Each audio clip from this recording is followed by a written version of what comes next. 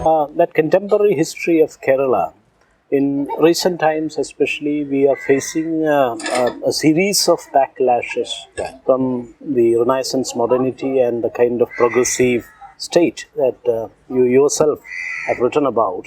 So from that point of welfare being a more, more egalitarian kind of a society, Kerala now we are facing serious counter-revolutions, serious backlashes in kind of retrogressive regressions into barbaric kind of primitive regressions society is receding into. For example, in 2018, we faced this Shabarimala riots, which was against the Supreme Court verdict for gender justice, allowing women of all ages, young women, to enter into all public places of worship, if it is a public place of worship.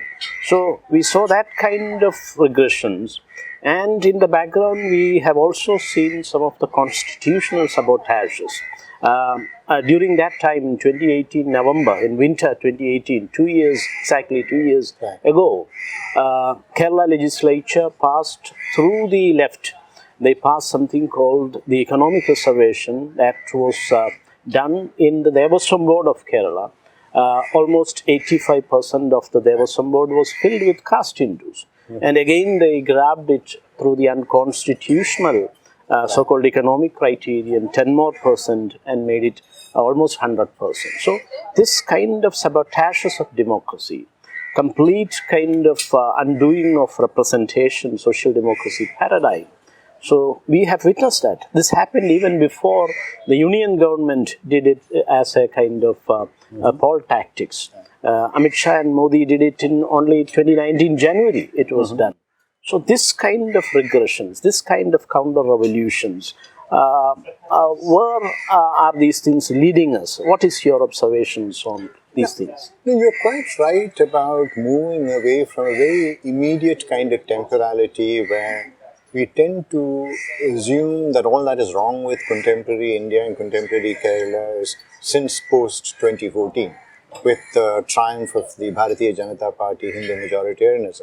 A lot of these have been a long time in the making, so to speak.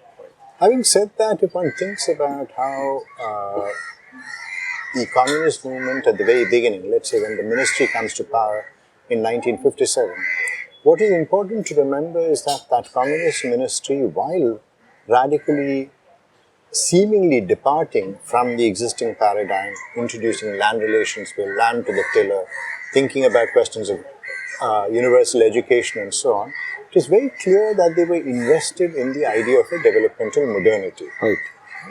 And which is what then led to the segregation of the non-consideration of groups like the tribals, like the fisher people who remained on the margins, even of the Kerala model. Right? And so that's one thing to remember, that in many senses, they shared the dream of the Indian National Congress. The second thing to think about is the unfinished business of gender equality in Kerala. So we had Kerala, which had large sections of society were matrilineal, Marumakata, which was property passing through the women, large numbers of women who actually had control over land, over people, over decisions. And a lot of the social movements were actually directed against this. Beginning from the time of colonialism, of course, colonial officials were shocked. Victorian officials were shocked at the seeming rule of women, so to speak. And a lot of the court cases slowly began to veer society towards what they called as Patriarchy, the rule of the father. And Indian nationalism and subsequently communism also shared in it. These were patriarchal movements. So they were casteist movements, as we discussed earlier. They were also patriarchal movements. So what we had, it took a long time. For example, if you think about the history of K.R. Gauri Amma within the party, any Malayali knows that it needs no further explanation. So if you think about the kind of reaction against patrilineal and the rise of a patriarchal society, which is reflected in the satire, as we were speaking earlier, of E.V. Krishnapilla, Sanjayan and so on, then we can begin to understand the anti-Shabarimala agitation as well. Because regardless of whether you're on the right or on the left, Kerala is a male-dominated patriarchal society. So the idea that women should not be allowed into Sabarimala temple is not about merely the constitution. It's about the understanding within Kerala that women should remain largely unseen in the public sphere, should not be vocal in the public sphere. And we've seen this kind of issue come up again and again, like recently when you had that rather, I would say, abhorrent episode when Reema Kalingal was castigated for wearing a short skirt, right, at a public meeting. So it ranges from the absolutely crude issue like that to the entry of women in Sabarimala, that there is a strong streak of misogyny in Kerala, which political movements have not managed to resolve. Okay. I think those are the two issues that we need to look at very seriously about caste and gender, as also the exclusion of the subaltern, the tribal and the fisherman. Okay. And here we see a long, deep history. Right. So if one is to think about the political history of Kerala, one should really think about it as the unfinished business of equality. Right? Whereas I think we tend to be somewhat self-congratulatory about it, the Kerala model and so on.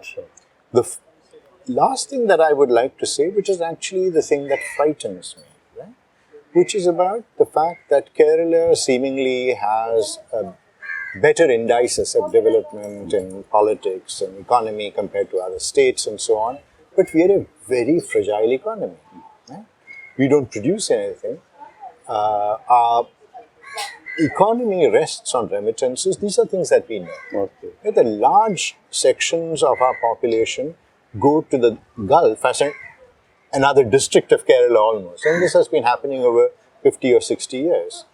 Many of them encounter discrimination there as Hindus in a Muslim space, as people from Kerala, as labor in a space that is oriented towards the Arab indigene. So if one were to think about counterfactual, now let's say the Gulf states are no longer accessible to us as a space for employment and so on, and if all the workers were to come back, they come back with these prejudices, which will fit in very neatly with the emerging paradigm in India that India belongs to Hindus, which the BJP has been assiduously working towards, excluding Dalits, for example, and also pitting a putative body of Hindus against the Muslims, where Muslims and Dalits have now been equalized within the national framework. So then the change that will happen in Kerala will be dramatic. All of these self-congratulatory stories that we tell about ourselves of progressive history, of communism, or social equality will vanish. And that is something that really scares me. This is not a prediction or a prophecy, but this is something that proceeds with the grain of what is happening before our very eyes. Yeah, and also the model of West Bengal and Northeast, that's also before us. The party has completely vanished from West Bengal because of this Brahmanical, patriarchal... the unresolved question. It's like that wonderful book by Anatoly Yurchak on Soviet Union. Everything was forever until it was no more. Right? And that's really what is a paradigm we must think with. Exactly.